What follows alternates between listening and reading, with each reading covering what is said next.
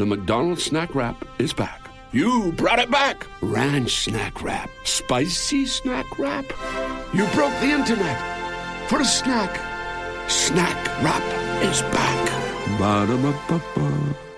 This summer, Instacart is bringing back your favorites from 1999 with prices from 1999. That means 90s prices on juice pouches that ought to be respected, 90s prices on box mac and cheese, and 90s prices on ham, cheese, and cracker lunches. Enjoy all those throwbacks and more at throwback prices, only through Instacart. $4.72 maximum discount per $10 of eligible items. Limit one offer per order. Expires September 5th while supplies last. Discount based on CPI comparison. Life insurers put life into the things you live for. The new factory that's hiring your neighbors. Maintenance on the bridge that keeps traffic flowing. The paycheck that puts pizza night on the table. Life insurers contribute $8 trillion to the U.S. economy through bond purchases and other investments, and protect the financial security of 90 million American families, like yours. See how life insurers put life into America at acli.com. Paid for by the American Council of Life Insurers. In 2006, a movie crashed and burned. I'm Jason Horton, and this is Strange Year. 2006 gave us Twitter and The Secret, but a record-breaking failure of a film made 2006 a strange year. Zizek's Road, February 2006. Marissa! Jesus, Grant! The body, it's gone. It's what? You know, with a good plan, sometimes things go wrong. Something bad doesn't mean it can't be pretty, too.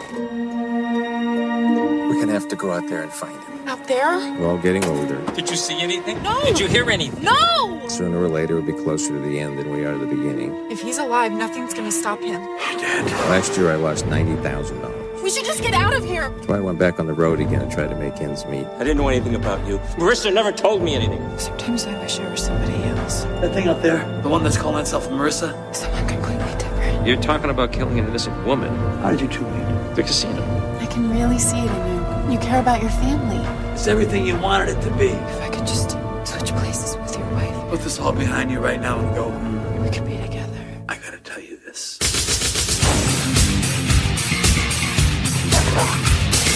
I was everything for you. He's trying to trick you. Zizek's, it's a road. Where'd you go? Nowhere, that's the point. I told you. Leo Grillo was 52 years old when he sat across the table from John Penny, and the topic of the day was movies.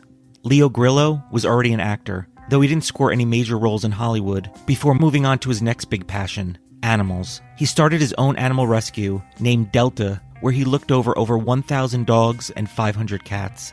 But everyone who knew him kept pushing him to go back to his first passion of acting and movie making. In fact, they wanted him to combine his two great loves and make a movie about animals.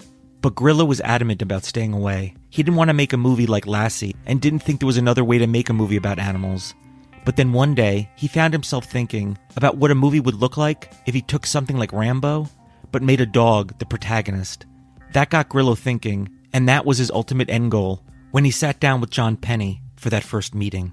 By 2004, John Penny was already a successful screenwriter, with movies like Return of the Living Dead 3 and Contaminated Men under his belt, and he had another story ready to go into production. But it would be his first time ever directing. Grillo and Penny came up with the plan to shoot a thriller about an accountant who gets into trouble when he meets a teenager in Vegas, ends up in a fight with her ex-boyfriend, and then is forced to drive him out to the desert, where the plan is to kill him and cover their tracks. With this movie to represent them, they would go to Hollywood and collect the resources and crew to make the movie of Grillo's dreams. They got $750,000 from private investors. Grillo was the lead. Katherine Heigl, who made a name for herself on Grey's Anatomy, was cast, and they had Tom Sizemore play the villainous ex-boyfriend. Despite never seeing Grillo act before or having any experience in directing, Penny was optimistic, and his tight schedule for shooting went without a hitch for the first few days. But then Sizemore was arrested for drug abuse that became a far bigger deal than normally would, as he was already on probation for physically abusing his ex-girlfriend. With cast and crew unsure if Sizemore would even be able to show up to set, they decided to go ahead with the shoots anyway, and eventually, Sizemore was able to join them. More on that after this break. The film wrapped. Grillo and Penny made the decision to open the film internationally first, choosing to wait until Heigl and Sizemore were more famous nationally due to their successful recent castings. But Grillo and Penny were locked into a union agreement and had to have a national screening of the film to fulfill their end of the contract. They chose one cinema in Texas, did no promotion for the screening, and no one from the cast showed up to view it. Only one makeup artist and her friend turned up from the crew to watch it in the cinema. Grillo and Penny actually booked the cinema for $1,000 to show the now infamous Zizek Road once a day at noon, and within the first week, they sold 6 tickets and grossed $30.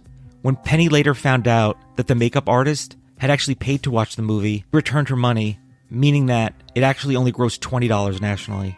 However, internationally, it made $368,000, something that the production crew were happy with when the final budget had been close to $1.2 million, and they still had a national release with a known cast to come. But New Year's 2006, the first online article appeared, talking about a film that had only generated $30 at the box office. People within the industry understood the plan to go internationally first, but the general public assumed that Zizek Road was such a terrible movie that only 6 people had actually gone to see it. One article turned into many, and eventually, Zizek's Road entered the record books as the lowest grossing movie in American history. Thank you so much for listening, and I'll be back next time with another episode of Strange Year. For Mervis Diamond Importers, this is Ronnie Mervis. In a sea of ordinary engagement rings, Takori stands out. Takori rings feature hidden, intricate details, because your ring should be as extraordinary as your love. Not mass-produced, never generic, always personal.